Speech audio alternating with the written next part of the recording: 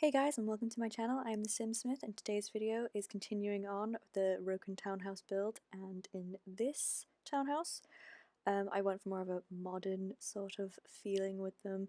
It's got quite dark, bold colour schemes in most of the rooms, and more of an industrial sort of feeling to parts of the furniture and wallpapers and the flooring. For this one, I wanted to have a sort of a different feeling than the other two. The middle one's sort of a modern family light colours, and the third one, which you'll see in the final video, is very old-fashioned for an elderly couple. So this one I went for the modern dark industrial sort of look, and I actually added a roof garden. Well, it's not really garden, it's more of a party area. So these Sims could be probably like the more noisy neighbours, causing a bit of problems perhaps with the elderly couple, sort of making loud noises and having loads of big parties, and the elderly couple probably being a bit more subdued and quiet and wanting to have a nice relaxed time now that they're retired. And here you can see that I've started doing work on the living room. I sort of wanted to do a black and yellow scheme because I really liked this couch and the two chairs that came in the get together pack that come in this black and yellow. And I've never really sort of liked yellow normally in things, but I've sort of warmed to it recently and realised that it can look quite cool and quite modern and different depending on what design aspect you're using it for. It can actually sort of enhance other colours and make the room feel a bit brighter and happier. And I felt it worked quite well against the more charcoal black colour scheme that I had going with it, which sort of subdued the yellow slightly, bringing it back down so it wasn't too bright and in your face and crazy to look at. Also, it matched these bookcases, which I really like those bookcases. They kind of remind me of IKEA's Billy bookshelves, which are just amazing. But they only come in three colours, and this sort of yellowy beige wood colour is probably the nicest one in my opinion, but you can't really match it with that many things, so it worked quite well with all the yellow aspects of this room against the black. I don't do any wallpapering or flooring till the end of the interior for some reason, but I felt that gave me sort of more of an idea of what things I wanted where and how I wanted them to look, and then I could match the wallpapers to the room. But I do end up going with a yellow sort of accent wall there, and then the rest in this charcoaly grey colour, and the main back wall with the windows on in the plastered brick, because obviously I love that plastered brick, as I mentioned in an earlier video. But I thought it'd look quite industrial and it'd look like the original brick from the outside, just they'd painted over it, and I could use it in other areas of the room. And there's a small bathroom there that I added, and it has the brick interior as well, because I thought they'd sort of like that look, keeping it a bit more industrial. And then I also kept it on the back wall in the kitchen, as you can see here, where I'm just adding in the different furniture, sticking again with a black and yellow sort of scheme with some oranges in this, because this yellow is sort of more towards the orange on the cooker and fridge. And I wanted to use these counters because I liked the brick and I thought that would go really well, but I was struggling with this corner piece here, so in the end I changed the counters, especially because I also tried to match them to the cabinets, and I didn't like the cabinets that came with I don't think they actually had any that came with them, so I picked these ones from Spa Day stuff instead, which I really like and still look quite modern and quite sleek, so I thought they'd go quite well. And instead of having just all counter, I decided to put a bar in there, which also had the brick again, so from the perfect patio, and I thought that worked quite well. And you had the matching like yellow sort of wood tinge to the stools to go with the yellow aspects. I moved the counters down there because I realised they were super high and no person would be able to reach them if it was a realistic setup. Sort of adding in a natural element with the wood table and the wood stools, because I just wanted I didn't want it to be too just brick and plaster. I wanted to have a bit more of a softer approach with the wood aspects. And I do seem to build a lot in the dark, like at night time, because I like to try and get my lighting right, and I feel this is the best way to do it, is to just put it into the nighttime setting in build mode and then sort out your lighting and figure out where you want it to go, because I don't just want lighting to light up the room, I want the lighting to be like quite a nice aspect of the room. So here I'm doing 3 of those wall lights on top of each other because I thought it looked quite nice draping down the wall. Just adding in the little touches that the kitchen normally has, and I haven't really used the cool kitchen ice cream maker, but I thought it would look quite nice in here, and it came in the right colour scheme that matched the coffee maker and the fridge and microwave and cooker. So it looks quite good, and I suppose I'll have to use it in my gameplay now. I've never actually tested it to see what it does. I sort of just wanted the kitchen appliances and decoration pieces. Didn't really matter to me about the ice cream maker, but it is a pretty cool feature.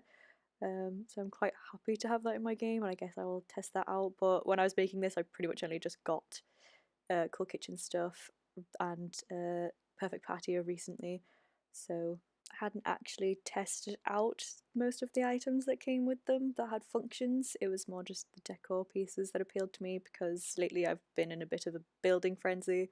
Though I do admit I'm not the best builder in the world. I am still very new to it and I'm still learning, but I have been really enjoying it, so that's sort of been occupying my time. And every time I turn my game on, I'd think, oh yeah, I'll make a new family and I'll play this and it'll be a cool little storyline.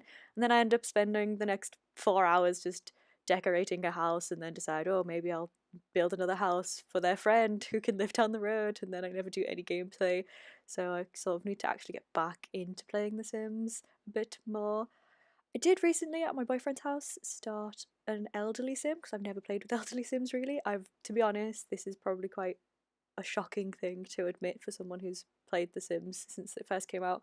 But I don't think I've ever played a family from baby to elder, like completely. I've never played a sim through all of the lifespans. It's sort of always been, when I have a baby sim, it goes through a child and then a teenager, and I probably lose interest in the family, which sounds really bad, but it's just because then I get a new idea and I want to build something else and I want to make some new people and do other things. So I kind of want to make myself sort of a bit more disciplined and play some more games where I actually like follow the family all the way through. I don't really want to do a legacy challenge because I don't know, I just feel like if I then started one and I decided partway through that, like, oh, I just really can't be bothered with this family, then it'd sort of be a really terrible series to have on my channel. But I wouldn't mind doing maybe like a 100 baby challenge, because then there's lots of different sims and you sort of like cycle through them and it's a bit more interesting, and it's a bit more like chaotic because he can't marry anyone. She just has to sort of like meet loads of different people, which seems a bit more interesting to me than just finding one townie and settling down and having a bunch of babies and then waiting for those babies to grow up and find a townie and settle down and all that stuff. But anyway, back to the build. Sorry, digress there a bit. This is the very top floor bathroom, sort of. I think it's an ensuite bathroom to the master bedroom, which is actually a smaller master bedroom than some of the other ones, but it's still spacious enough. And I felt they're probably spending more time out on the roof or like partying or seeing friends, so they probably don't really need to spend a lot of time hiding away in their bedroom. And I went for a like navy, sort of darker blue scheme in this room because I quite like that. It's probably one of my favourite schemes, and I thought it was. I know blue is a cold colour, but I felt in this situation it didn't feel cold. It felt quite nice and quite snug and cozy. So I feel it works, but that's just my opinion. Some other people might think it's a bit too cold, and if they downloaded it, they might want to change it. Which, to be fair, if you wanted to change anything in any of these builds, feel free. I'd still be quite interested to sort of see what people had done with it, if they did change things or what things they added to it. Sort of would be pretty cool to see. So if anyone wanted to message me and let me know anything that they've done with it, if they do download it, that'd be pretty cool. I don't actually know if it's on the gallery right now. I will have it on the gallery though, maybe after the third video is up, or maybe after this video, if I remember. Again, working in the dark, getting all my lighting set up, doing all the different hallways. I kept them all pretty still the same really, except for the entrance hallway on the first floor. I thought they probably wouldn't have much going on in there because it is just a hallway. It's not very exciting. They do have bits of furniture because I didn't want them to be completely bare and just forgotten. So they've got a little table here with some plants on, and I thought a nice little window seat there. I was just deciding which one, and I went with this one in the end because it also looked a bit like some sort of storage chest, which I thought was quite a cool little idea. And I put some laundry basket there because I thought people have that sort of stuff outside their bedroom, or someone would leave it there for them to be like, oh, you can put this away in a bit. And then I was checking on my lighting and I started on this room, which I decided I wanted this person who lived here to be quite arty and creative. So there's a little easel in here and a study workstation and a bookshelf. And again, I kept it sort of industrial, but this one's brighter than the other rooms in the house because it's a workspace, so you need it to be bright so you can get all of your lighting and your images right, or so you're feeling happy to work on your book because you don't want to be trapped in a dark room with no inspiration. And I really love these chairs with the metal bases to them. I seem to put them in lots of my builds, but I just do really love them. I think they look quite cool. So I thought they'd be a nice little reading nook for when you're like studying or resting, or you're just sort of getting ideas for your next story that you're going to write yourself. And here I was trying to remember the hidden objects cheat, and I ended up having to Google it. So that's why there's a bit of a pause there, and I wasn't sure what I was doing because it didn't work. So I got all the hidden objects and unlocked all the career objects because I wanted to use them as well. And I've never actually used the show hidden objects cheat before, so when I did that I saw a lot of items that I thought was actually really cool, and then go back and sort of add them to various rooms. And then the two second bedrooms are very focused around little items from there. I made one of them quite a nerdy sort of nature bedroom. It is a kid's bedroom because I wasn't really thinking at the time, but looking back I probably should have just had two other roommates and kept this quite a party house. But the other two bedrooms are more of a child's bedroom and a teenage bedroom, but you can go in and change that if you decide that you want to, or you might have a storyline. I was thinking when I was looking back on this video before I started doing my voiceover, maybe it was like a cool godparent or uncle who had to take the kids in for his like brother or sister, and the kids live with him, so they've got their own little bedrooms, but he's still got quite his party bachelor lifestyle because he's not quite settled in with the idea of the kids being there yet.